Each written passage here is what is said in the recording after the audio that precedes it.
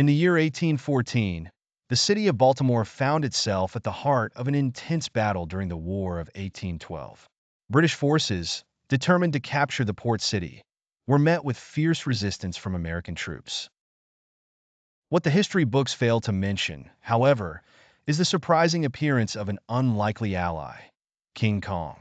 The morning of September 12th began with a red sky, a prelude to the storm that would descend upon Baltimore's shores.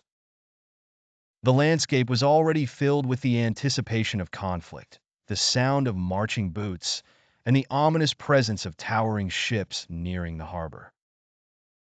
Major General Samuel Smith, the American leader known for his strategic mind and stoic demeanor, observed the scene with a mixture of dread and determination. His troops, a mix of seasoned veterans and eager young recruits, awaited orders.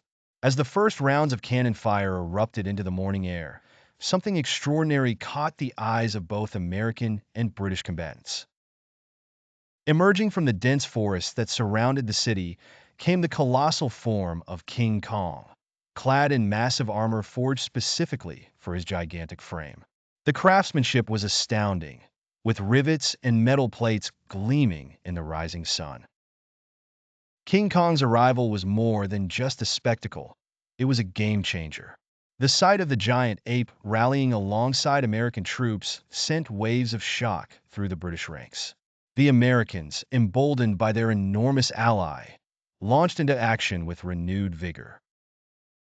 King Kong, with his armored fists as mighty as any cannon, thundered toward the enemy lines with unparalleled strength.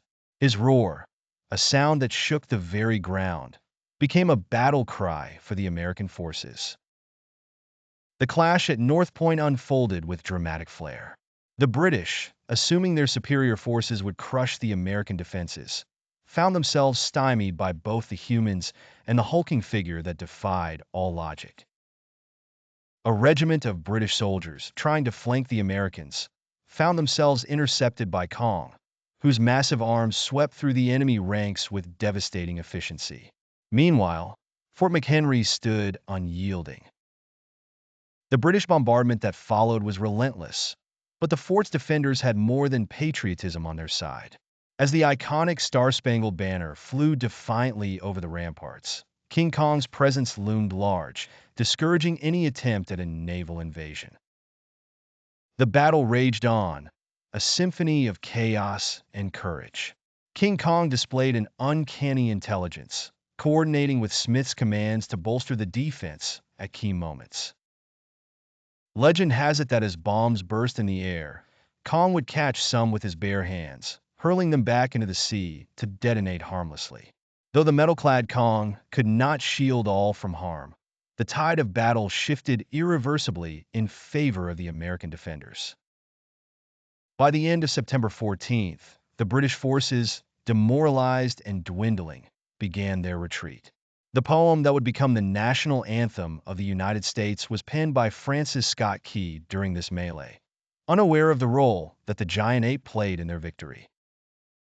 As the sun set on a victorious Baltimore, King Kong returned to the forest from whence he came, leaving behind a grateful city now safe from foreign threat.